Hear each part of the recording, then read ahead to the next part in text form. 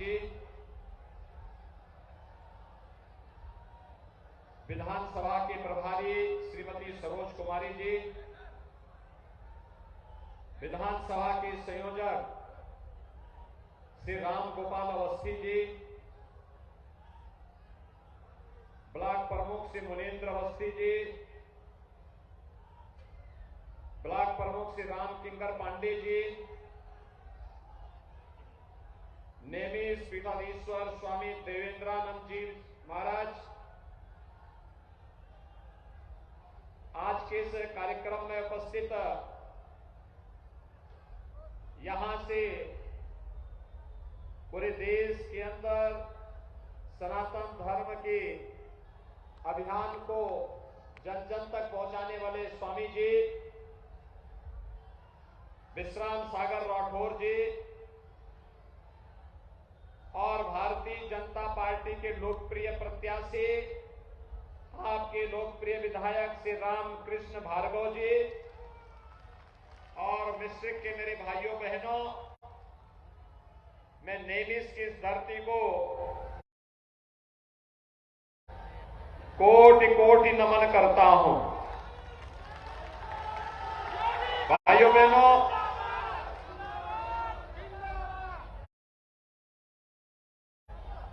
मिश्रिक में मैं 2017 में भी आया था और मैंने तब आपसे कहा था कि भारतीय जनता पार्टी की प्रदेश में सरकार बनेगी तो दंगा मुक्त, गुंडा मुक्त, भय मुक्त, अराजकता से मुक्त एक ऐसी सरकार देंगे जो नैमिष को उसकी पौराणिक पहचान को स्थापित करने में योगदान देगी। 88,000 ऋषियों ने इस पावन भूमि पर तपस्या करके वैदिक और पौराणिक सनातन धर्म की परंपरा को जिन ऊंचाइयों को प्रदान किया था, आज भी देश और दुनिया के लिए नेमिष की धरती एक नई प्रेरणा और नए प्रकाश का केंद्र बिंदु बना हुआ है। भाइयों बहनों, जो भी लखनऊ आता है उसकी इच्छा होती है कि मैं नेमिष का भी दर्शन करूं। जो भी श्रद्धालु अयोध्या आता है उसके मन में एक कामना होती है कि मैं नेमिष का दर्शन करूं। मैं देखता हूं पूरे देश के अंदर नेमिष का जो आकर्षण है, आजादी के बाद जो सम्मान नेमिष को मिलना चाहिए था 70 वर्षों में नहीं मिला। लेकिन भाइयों बहनों, डबल इंजन की सरकार ने इस कार्रवाई को आगे बढ़ा दिया है। हमने आगे बढ़ा दिया है। आज नेमिष विकास की एक नई प्रक्रिया के साथ आगे बढ़ा है। याद करिए, पहले नेमिष में कितनी अव्यवस्था थी। आज नेमिष के समग्र विकास को, यहां की वैदिक और पौराणिक पहचान को बनाए रखते हुए इसके समग्र विकास को आगे बढ़ाने का कार्य भारतीय जनता पार्टी की डबल इंजन की सरकार कर रही है। भाइयों बहनों, आखिर हम करें भी क्यों ना। याद करिए, 2017 के पहले प्रदेश के अंदर एक महोत्सव होता था, वो सैफई महोत्सव होता था। सैफई महोत्सव में न राग था, न रंग था, न भाषा थी, न भाव थे। महोत्सव आयोजित करने वाले लोग स्वयं, उनको नहीं मालूम था कि महोत्सव का मतलब क्या है। लेकिन याद करिए, 2017 के बाद जब भारतीय जनता पार्टी की सरकार आती है तो भाइयों बहनों, अयोध्या में दीपोत्सव का आयोजन होता है, जो दीपावली के साथ पूरे देश और पूरी दुनिया को जोड़ता है। मथुरा और वृंदावन में रंगोत्सव का कार्यक्रम होता है जो भगवान कृष्ण की गोपियों के साथ और वृंदावन और बरसाना वासियों के साथ रंग भरी होली का प्रतीक होता है। पूरी दुनिया भारत को देखती है। शिव के गणों ने और देवताओं ने दीपावली कैसे मनाई होगी? आज हमारी काशी में देव दीपावली का आयोजन उसका प्रतीक बनता है। और भाइयों बहनों, दिव्य कुंभ और भव्य कुंभ, कौन ऐसा भारतीय है देश और दुनिया में रहने वाला जिसको प्रयागराज कुंभ में 2019 ने अपनी ओर आकर्षित न किया हो? आज उत्तर प्रदेश की पहचान बन रही है। अयोध्या सज रही है क्योंकि अयोध्या में प्रधानमंत्री जी के कर कमलों से भगवान राम के भव्य मंदिर के निर्माण का कार्य प्रारंभ हो गया है। अब दुनिया की कोई ताकत इस कार्य में बाधा पैदा नहीं कर सकती। काशी भव्य बन रही है। मथुरा, वृंदावन, बरसाना, गोवर्धन, नंदगांव, गोकुल ये भी संवर रही है। तो फिर नेमिष कैसे बच जाएगी? नेमिष को तो भव्य रूप लेना ही लेना है।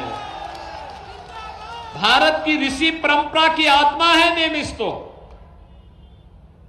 तो नेमिष को हम कैसे छोड़ देंगे? और इसीलिए नेमिष के विकास के लिए जितने पैसे की आवश्यकता पड़ेगी उतना पैसा यहां के विकास के लिए देंगे। इसके लिए नेमिष वासियों को और सीतापुर वासियों को किसी के सामने हाथ फैलाने की आवश्यकता नहीं पड़ेगी। इसके लिए तो हम लोग पर्याप्त हैं। और आपने तो विधायक ऐसे दिए जिनके नाम के साथ राम भी जुड़ा है, कृष्ण भी जुड़ा है। भाइयों बहनों, याद करिए 2017 के पहले प्रदेश में क्या स्थिति थी। दंगे होते थे। 2017 के बाद दंगे देखे। 2017 के पहले प्रदेश के अंदर कर्फ्यू लगता था। 2017 के बाद कहीं कर्फ्यू लगा? 2017 के पहले प्रदेश में व्यापक अराजकता थी। आज कहीं अराजकता है? गुंडागिर्दी है? भाइयों बहनों, फर्क साफ है। सरकार की जैसी मंशा होती है वैसे ही परिणाम भी आते हैं। याद करिए 2017 के पहले जब 2012 में समाजवादी पार्टी की सरकार आई थी, समाजवादी पार्टी की सरकार ने पहला निर्णय क्या लिया था? आतंकवादियों के मुकदमों को वापस लेने का लिया था। देखिए, यहां के संतों पर, यहां के पुजारियों पर, मिस्र के नागरिकों पर, नेमिष के नागरिकों पर, पत्रकारों पर झूठे मुकदमे दर्ज करती थी, लेकिन आतंकवादियों के मुकदमों को वापस लेती थी। यह समाजवादी पार्टी थी। अयोध्या में जिन लोगों ने आतंकी हमला किया, काशी में संकट मोचन मंदिर पर जिन्होंने हमला किया, अयोध्या, लखनऊ और वाराणसी की कचहरियों पर जिन्होंने हमला किया, रामपुर के सीआरपीएफ कैंप पर जिन्होंने हमला किया था, जिन्होंने गोरखपुर, कानपुर, बिजनौर में सीरियल ब्लास्ट किए थे, ऐसे 1.5 दर्जन से अधिक आतंकवादियों के मुकदमों को समाजवादी पार्टी ने अपने कार्यकाल में वापस लेने का कुत्सित प्रयास किया था। भारतीय जनता पार्टी ने आंदोलन किया था।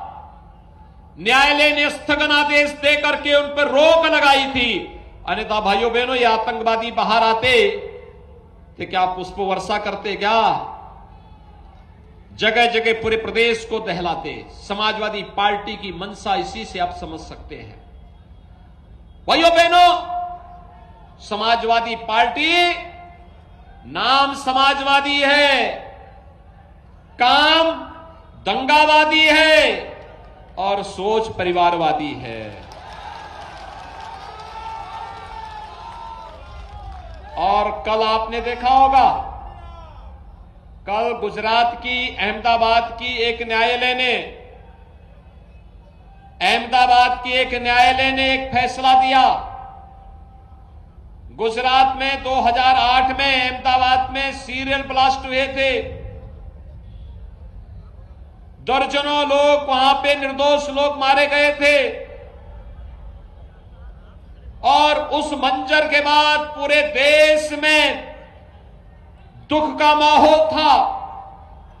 और कल न्यायालय ने जब सजा दी, उसमें से 38 आतंकवादियों को फांसी की सजा और आजीवन कारावास की सजा हुई है।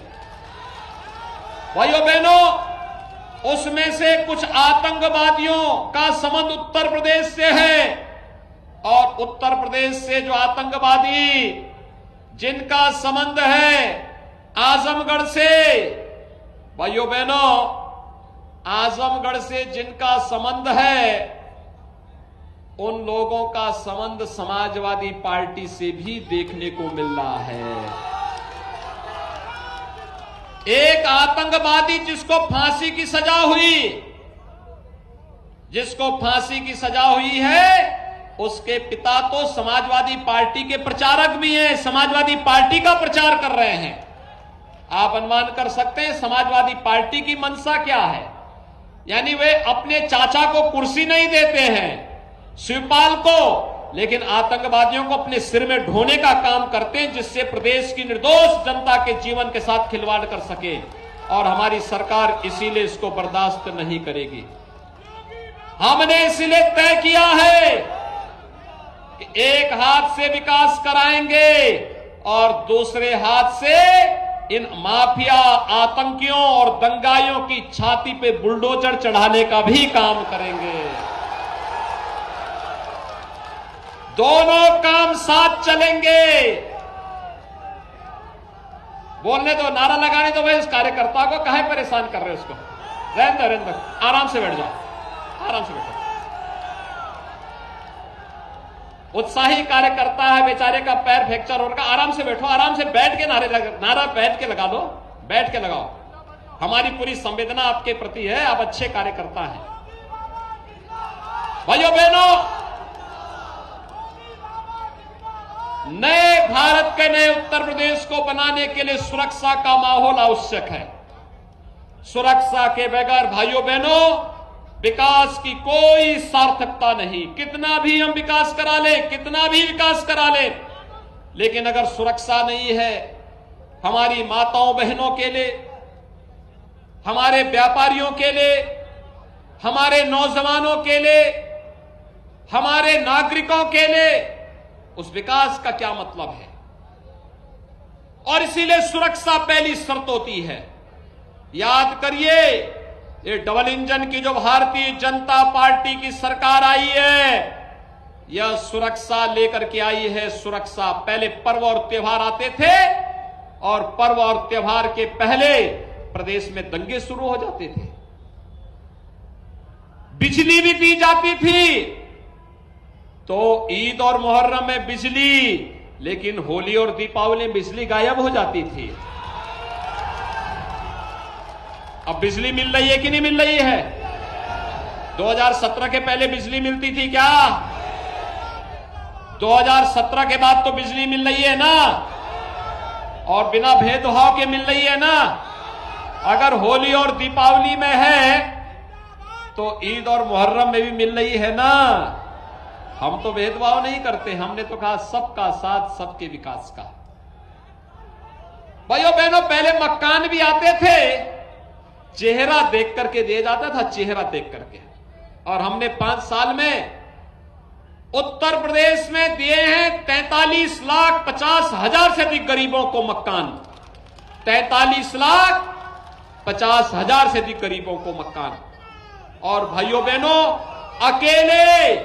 अकेले सीतापुर जिले में 2,30,000 से अधिक गरीबों को एक एक मकान दिया है। 2,30,000 से अधिक गरीबों को। ये डबल इंजन की सरकार का यही लाभ है। यानी ये 2,30,000 गरीब आज प्रधानमंत्री मोदी जी के विजन के अनुरूप लखपति बने हैं। शहरी क्षेत्र में मिलने वाले मकान में 2.5 लाख रुपए और ग्रामीण क्षेत्र में मिलने वाले मकान में 1,20,000 मकान के लिए, 12,000 रुपए शौचालय के लिए और 90 दिन की मजदूरी, मनरेगा की मजदूरी के बराबर दाम भी उस परिवार को प्राप्त हुआ है। यह है डबल इंजन की सरकार का लाभ। वे लोग आतंकवादियों के मुकदमों को वापस लेते थे और जब हमारी सरकार आई तो हमने पहला निर्णय क्या किया? किसानों का कर्ज माफी का किया था। अन्नदाता किसानों का कर्ज माफ किया। सीतापुर में तो भाइयों बहनों 5,40,000 गरीबों के लिए एक शौचालय बन गया। लाखों किसानों को प्रधानमंत्री किसान सम्मान निधि का लाभ मिल रहा है और कोरोना भी जिसकी गति को थाम न पाए।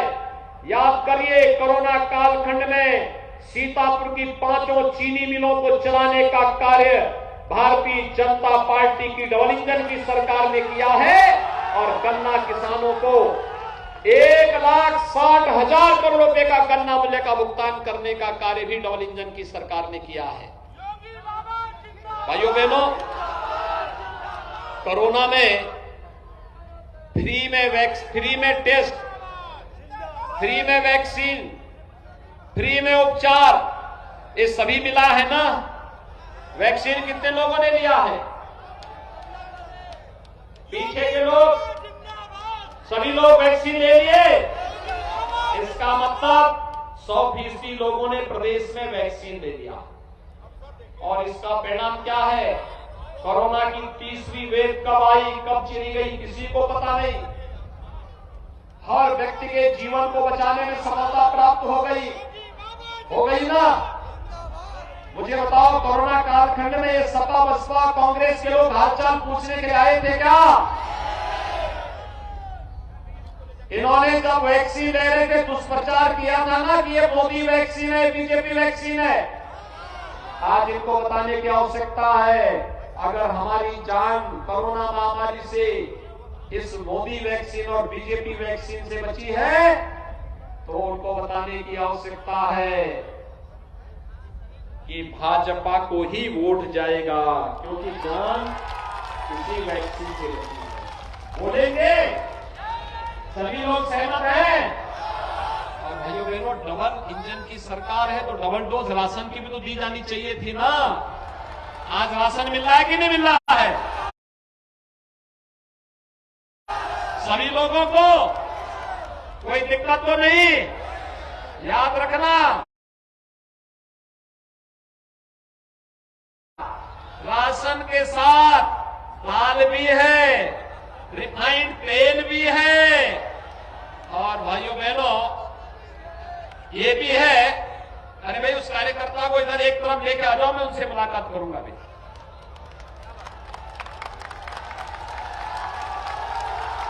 राशन भी है, तेल भी है, रिफाइंड तेल है, बैग्ड तेल है और भाइयों बहनों 1 किलो नमक भी है।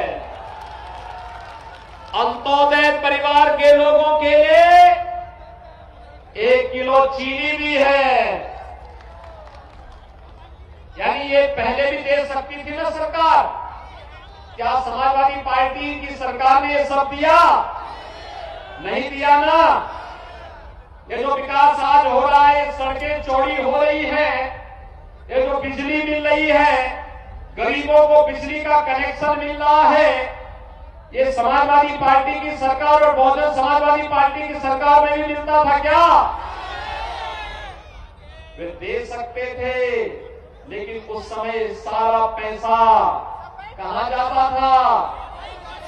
इत्र वाले मित्र के घर में। कहां जाता था? समाजवादी पार्टी के इत्र वाले मित्र के घर पैसा चला जाता था। गरीब देखता रह जाता था, न राशन मिलता था, न बिजली मिलती थी, गरीब को न पेंशन मिलती थी, किसी भी प्रकार की सुविधा नहीं मिलती थी। भाइयों बहनों, वर्तमान में हमने तो तय किया है अपने युवाओं के लिए अधिक से अधिक रोजगार देने का। 1 करोड़ नौजवानों को टैबलेट में स्मार्टफोन दे रहे हैं वर्तमान में हम लोग, 1 करोड़ नौजवानों को। और ये भी तय हुआ है, समाजवादी पार्टी ने चुनाव आयोग को शिकायत किया है कि टैबलेट में स्मार्टफोन नौजवानों को नहीं देना चाहिए। हमने तय किया है, अभी तो 1 करोड़ नौजवानों को दे रहे हैं, 10 मार्च के बाद सरकार बनने दीजिए, 2 करोड़ नौजवानों को हम टैबलेट में स्मार्टफोन देंगे। 2 करोड़ नौजवानों को। और भाइयों बहनों, ये टैबलेट ऑनलाइन एजुकेशन के लिए, ऑनलाइन एग्जामिनेशन के लिए और कंपटीशन की तैयारी के लिए तो आपके लिए उपयोगी होगा ही, साथ साथ टैबलेट और स्मार्टफोन का खर्चा भी मां बाप के ऊपर नहीं आएगा, वो वही भी सरकार वहन करेगी। सुरक्षा के साथ साथ सम्मान और स्वावलंबन का मार्ग भी सरकार प्रशस्त करेगी। आप सभी सहमत हैं? रामकृष्ण भार्गव जी को भारी बहुमत से विजयी बनाएंगे। भारी बहुमत से सभी लोग आश्वासन देंगे, उनको अपना आशीर्वाद देंगे। भाइयों बहनों, ये तब होगा जब मतदान के दिन 23 तारीख को आपका मतदान है ना, 23 तारीख को पहला काम क्या होगा? पहला मतदान फिर जलपान। पहला मतदान। सभी लोग सहमत हैं? रामकृष्ण जी को, रामकृष्ण भार्गव को आशीर्वाद देने को तैयार हैं? कमल चुनाव चिन्ह पर दोनों हाथ ला करके मेरे साथ बोलेंगे, भारत माता की, भारत माता की, भारत माता की।